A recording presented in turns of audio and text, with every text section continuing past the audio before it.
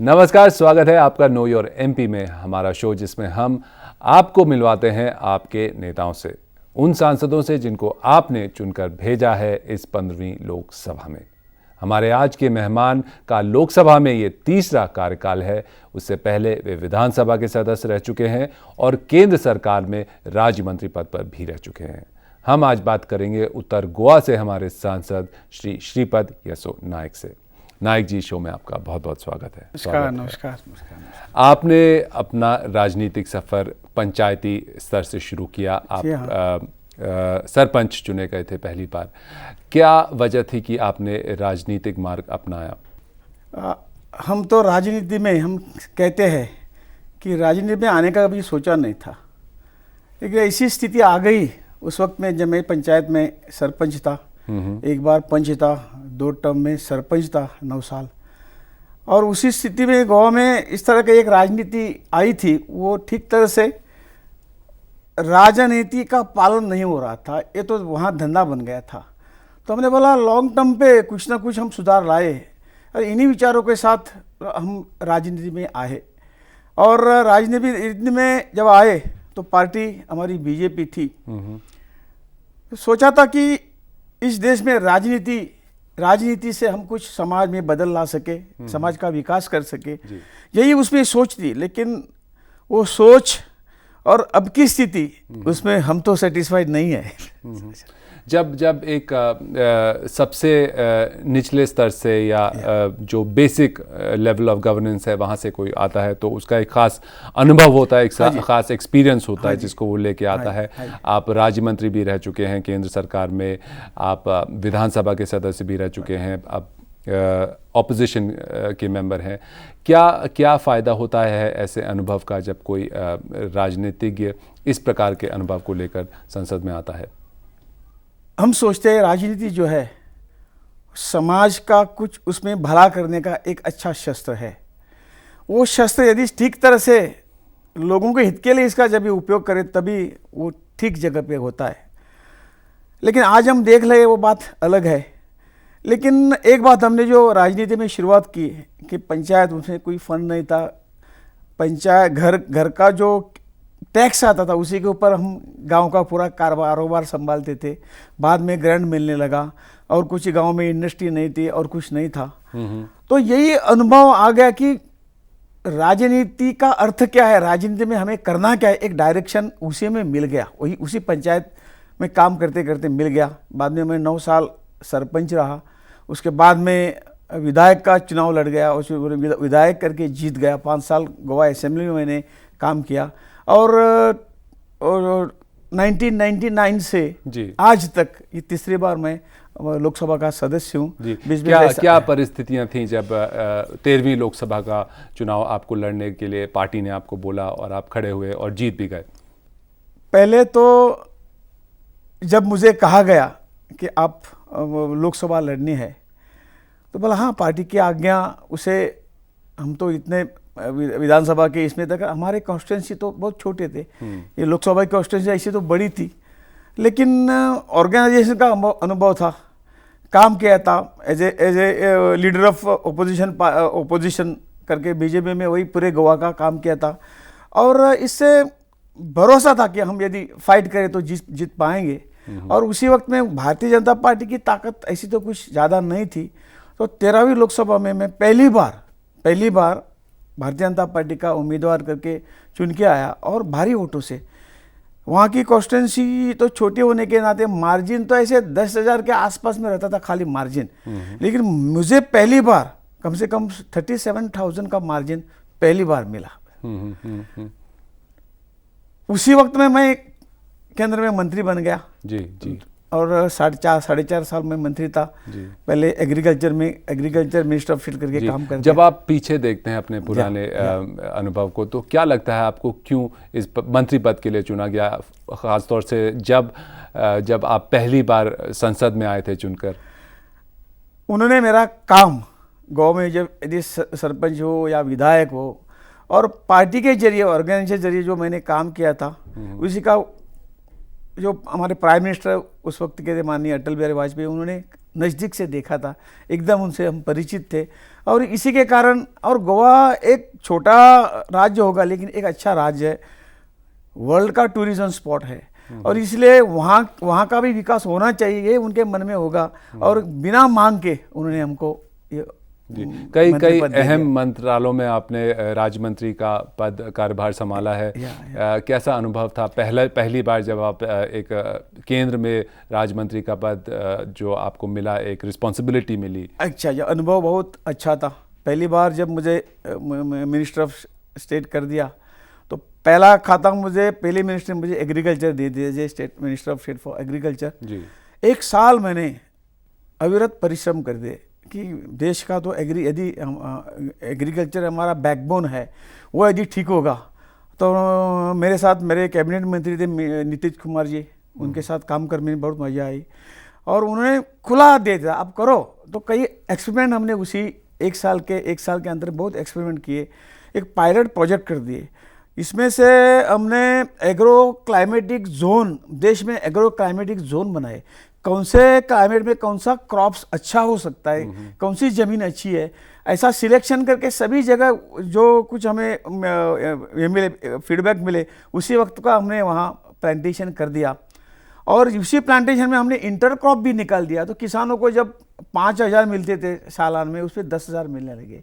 तो एग्रीकल्चर भी बढ़ गया और किसान भी उस वक्त खुश थे। ऐसे तरह तरह के एक्सपेरिमेंट कर दिए। और इसके बाद में हमारा काम देख के सभी कैबिनेट मिनिस्टर मुझे बुलाते रहे, मेरे इसमें मंत्रालय में आ जाओ। लेकिन इसी के तरह से मुझे एक एग्रीकल्चर से 2-4 मंत्रालय में जाना। कई बार जब कोई एमपी जूनियर मिनिस्टर के पद पर आता है, मिनिस्टर ऑफ स्टेट के पद पे आता है, तो उसे लगता है उसकी अहमियत कम हो गई है या उसको एक सबऑर्डिनेट पोजीशन मिली है, किसी के अंडर काम करना है, वो खुश नहीं होते। लेकिन आपका व्यक्तिगत अनुभव अलग रहा इससे, आपने उसको एक चैलेंज की तरह लिया और परफॉर्मेंस काफ़ी अच्छा दिया। क्या वजह थी आपका सोच बाकी जो राजनीतिज्ञ हैं उनसे भिन्न रहा? आखिर राजनीति में हम क्या आके करना है, क्या काम तो करना है, देश का विकास तो करना है, ये तो अहम मुद्दा है। कहाँ कौन कहाँ हो, ये बात अलग है। जो अपना फोकस है वहाँ फोकस को, जहाँ भी आप हो। हाँ, पद इतना अहमियत, पद का इतना अहमियत नहीं है, तो काम करके उसी पद का लाभ सबको दे दो, देश को दे दो, यही सोच के हमें ये नहीं देखा। और इसलिए मैंने यही सोचा नहीं था, इसलिए तो आखिर मुझे माननीय अटल बिहारी वाजपेयी ने, जहाँ हमारे एक मंत्री थे जिनजी रामचंद्र नगर के, उसके पीए ने कुछ गड़बड़ किया ऐसा सुना था और उसको रिजाइन करना पड़ा। तो ये as a minister of state revenue and other, इसमें जो खाली हुई थी मिनिस्ट्री, तभी सभी लोग कहते थे मुझे वो मिनिस्ट्री दे दो मुझे, लेकिन मैंने बताया नहीं, मैं तो घर में बैठा था, तभी मुझे उठा के वहाँ अपने आप भेज दिया। तो यही तो जो काम किया एक अच्छे दिल से, सही से काम किया, उसका फल यानी minister of state in finance is equal to, ये तो दूसरा मिनिस्ट्री के, इससे भी कैबिनेट मिनिस्टर से भी अच्छा ये था पोस्ट था। जी। आपने व्यक्तिगत रूप से बहुत अच्छा परफॉर्म किया, आपको कई ऑफर्स आए बाकी मिनिस्ट्रीज़ में आपको मिनिस्टर ऑफ स्टेट के पद के लिए। लेकिन 2004 में जब आपकी पार्टी हारी तो आप तो जीते थे अपनी सीट से, लेकिन क्या उस समय का कैसा माहौल था पार्टी के अंदर या गठबंधन के अंदर? एक अच्छा माहौल था, और इसलिए कुछ कारणों के लिए जो इलेक्शन प्रीपोन किया, 6 महीने से पहले ही हम चुनाव के लिए गए, इसमें थोड़ी हमारी भूल हो गई। जो विकास अटल जी ने किया था, क्या होता है कि जब किसी ने हमको खाने के लिए दे दिया, खाते रहे, डाइजेशन के लिए तो टाइम चाहिए ना। तो वो टाइम लोगों को सोचने को नहीं, विकास हो गया, रास्ते हो गए, कोऑर्डिनेटर हो गया, और कुछ हो गया, सभी क्षेत्रों में अटल जी ने विकास कर दिया। लेकिन वो लोगों तक पहुंचाने के लिए हम कम पड़ गए और वक्त भी कम हो गया। यदि 6 महीने के बाद इलेक्शन यदि लेता तो भारतीय जनता पार्टी एनडीए फिर वापस सत्ता में आ जाती थी। लेकिन उससे पहले तो 4.5 साल थे आपके, जब आपने काम किया। तो जो ये इमेज थी, इंडिया शाइनिंग की इमेज, कहीं ना कहीं आपको अब जब पीछे देखते हैं तो क्या लगता है उसकी सबसे बड़ी कमजोरी क्या थी? यही तो थी कि जो कुछ किया ना, तो सामान्य जो ग्राउंड, सामान्य नागरिक जो उस तक वो पहुंचा नहीं। तो मोबाइल कौन लेते हैं, गाड़ियां कौन लेती है, हाँ, हमने कहीं कहीं 3 करोड़ या ऐसा कुछ मोबाइल का ये लाया, गैस सिलेंडर सबको दे दिया, ऐसे मुबलक मिलते थे, ये सब ऊपर ऊपर रह गए ना। लेकिन जो ग्राउंड टोटन जो आदमी है, नीचे स्तर का आदमी है, उसके लिए ये सब पहुंचाने में हम असफल रहे। यही तो शाइनिंग इंडिया वो मेरे लिए क्या है, मैं कहा है, मेरे लिए क्या मिला है। तो ये कहीं ना बात है। कहीं या, जो कि कांग्रेस त्रुटि था हो गई। उसने हाँ। आम आदमी आम का आदमी जब का- मुद्दा उठाया नहीं, तो उसने एक बहुत जो दुखती रग थी लोगों की उस पर हाथ रखा और एक उसी के बल पे वो जीत कर आई और एक Exactly. पार्टी और कई फैक्टर थे, तो हम ओपनली वो कह नहीं पाएंगे, या तो हो गया सो हो गया। जी। लेकिन आज लोगों का मानस एक सही इसमें बदल रहा है, आगे देख लेंगे बस। कैसा लगता है आपको आने वाले सालों में जो 2014 के चुनाव आ रहे हैं उसमें जो भूमिका रहेगी आपकी पार्टी की, अहम जरूर रहेगी? जरूर भूमिका तो पार्टी की अच्छी रही है, एनडीए ने अच्छा काम किया है। और जिस तरह से यूपीए चल रहा है, इन्हीं 8-9 सालों से यूपीए का जो काम है, तो घोटाले के से और कुछ नहीं है, ऐसा लोगों की अभी मनस्थिति बन गई है। आपको लगता है बीजेपी ने, एनडीए ने एक रिस्पॉन्सिबल ऑपोजिशन का जो भूमिका है अच्छी तरह निभाई? अच्छी तरह निभाई है। और इसी के वास्ते आज लोग कहते हैं कि आप चलिए, हम आपके पीछे हैं, बस कह रहे हैं। और इसलिए आशा है कि कुछ, और ऐसे ही कि अपने पुराने नेताजी कह रहे थे कि कहीं सत्ता जो है, सत्ता में उलटपलट तो होनी चाहिए, तभी सब कुछ डेमोक्रेसी ठीक तरह से रहती है। और इसीलिए 2 बार कांग्रेस को दिया, एक बार अभी एनडीए को। किसी को ज्यादा कंफर्टेबल होने का मौका नहीं मिलना चाहिए। एक छोटा सा ब्रेक लेंगे इस समय हम। वक्त आ गया एक छोटे से ब्रेक का। ब्रेक के उस पार हम अपने सवालों का सिलसिला जारी रखेंगे, आप बने रहिए हमारे साथ।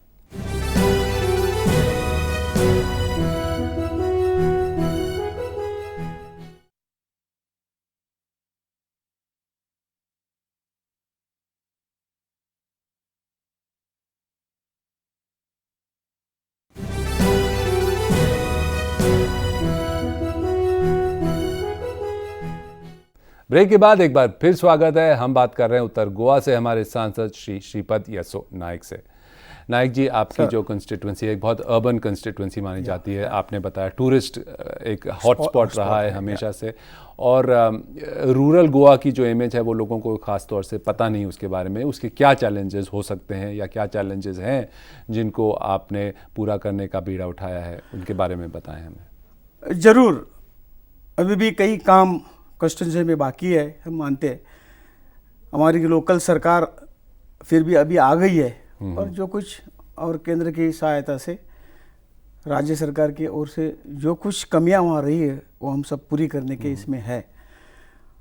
जब 99 में मैं चुन के आ गया, तब जब पूरा फंड मुझे यहाँ मिल गया, हर गांव में हमने कुछ ना कुछ जो एमपी लेड का प्रोजेक्ट वहाँ कर दिया है। गोवा, आपने सुना होगा, एक वर्ल्ड का एक बड़ा टूरिस्ट स्पॉट है, और कम से कम 22 जो हमारा पॉपुलेशन है, कुछ 14-15 लाख जो है, उससे भी डबल पॉपुलेशन टूरिस्ट के वहाँ आता है। तो ये इसके लिए सुविधा अपूरी है। अभी भी हमारे गोवा में कम से कम 2000 रूम्स चाहिए अभी लोगों को रहने के लिए। हाँ, रहने के लिए उतना कुछ ये नहीं है, उसकी भी कोशिश है। हमारे जो बीचेस है उनकी और सब सुविधा हमको करनी चाहिए, वो भी चालू है।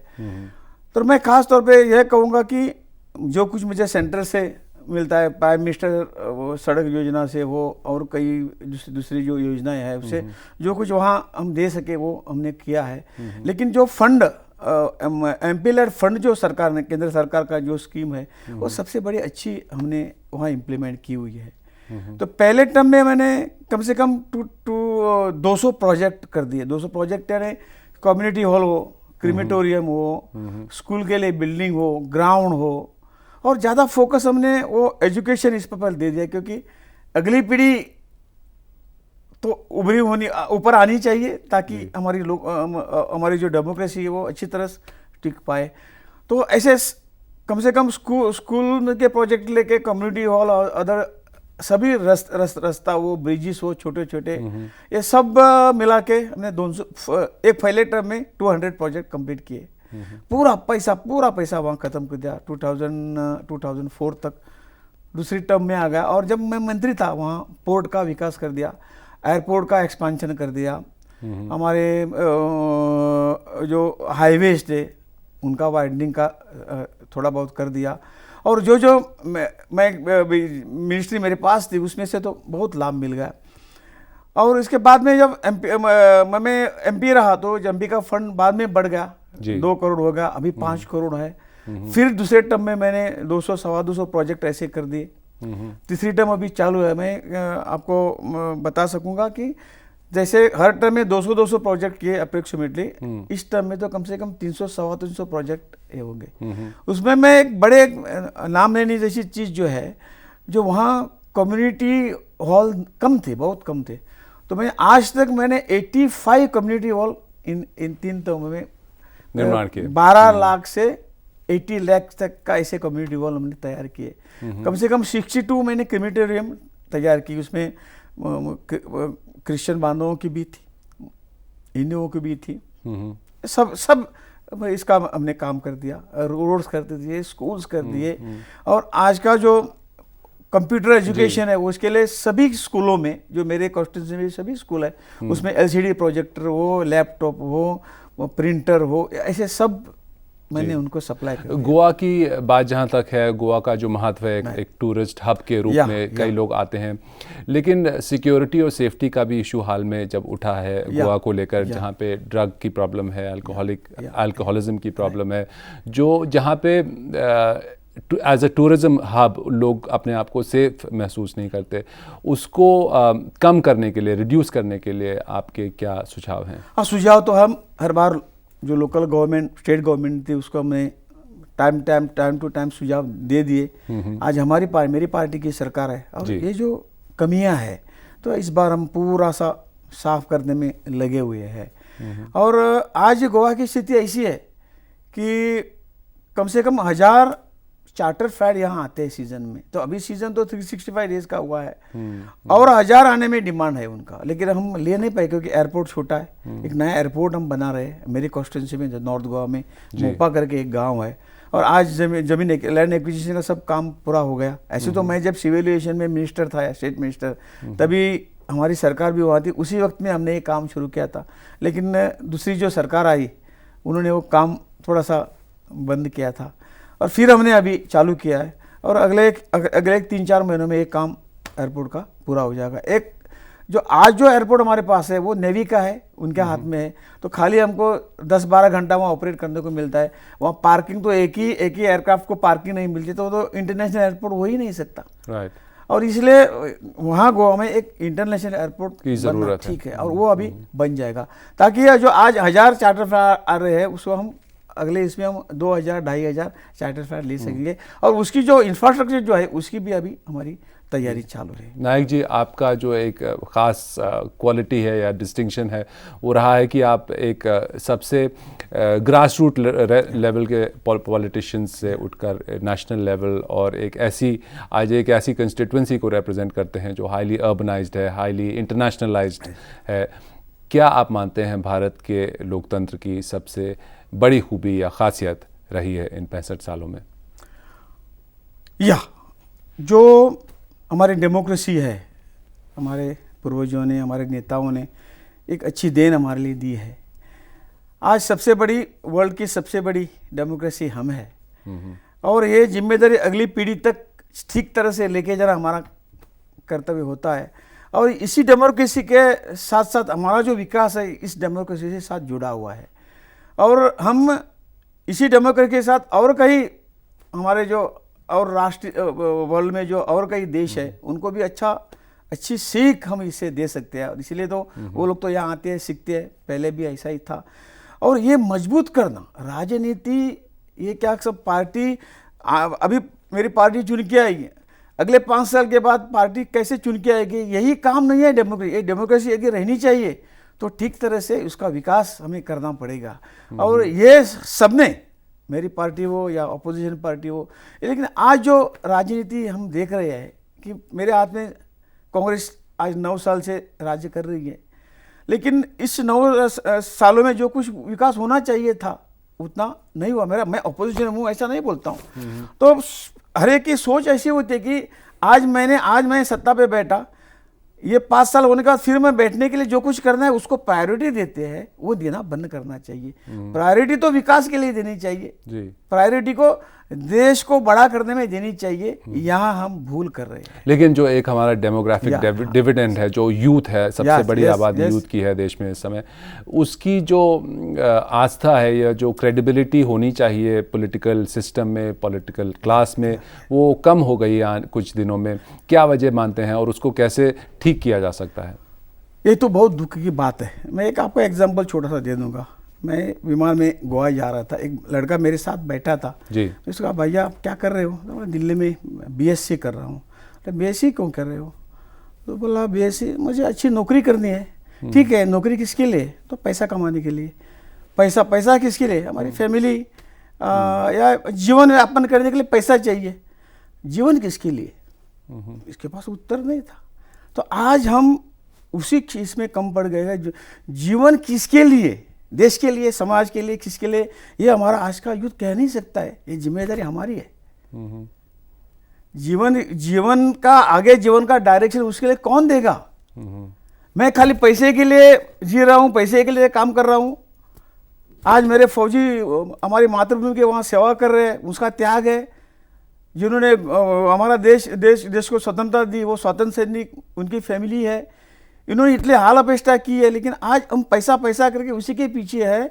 मेरा कुछ भी इस देश का नागरिक करके मेरे देश के प्रति, समाज के प्रति कुछ देना है या नहीं, ये सोच जो है अभी तक यूथ में नहीं गई है। इसके बारे में हम सबने विचार करना चाहिए, ऐसा मुझे लगता है। एक राजनीतिज्ञ के रूप में, एक एमपी के रूप में इस सोच को आप कैसे बदलना चाहेंगे, कैसे बदलने की कोशिश करेंगे? हम तो कोशिश कर रहे हैं।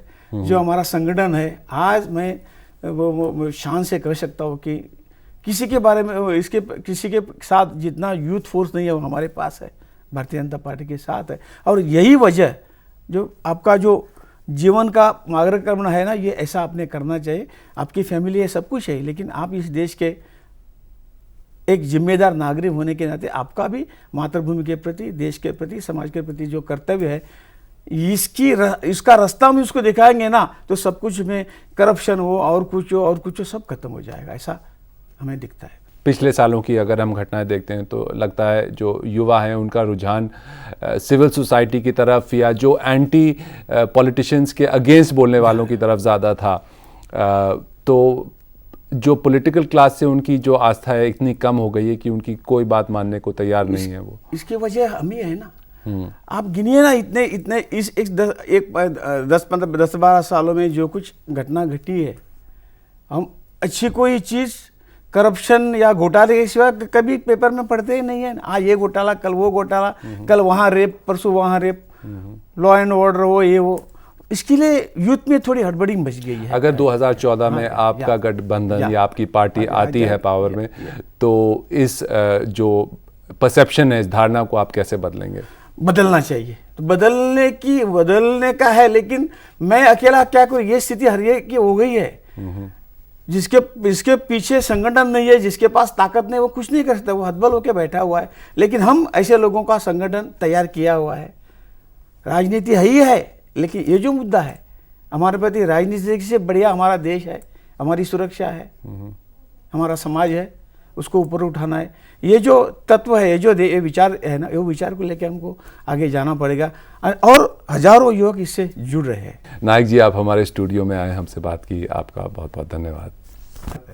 तो ये थे उत्तर गोवा से हमारे सांसद श्री श्रीपद यसो नायक। अगले अंक में हम फिर हाजिर होंगे एक और सांसद के साथ। तब तक के लिए मैं धीरज सिंह अपनी पूरी टीम के साथ आपसे विदा लेता हूँ। धन्यवाद।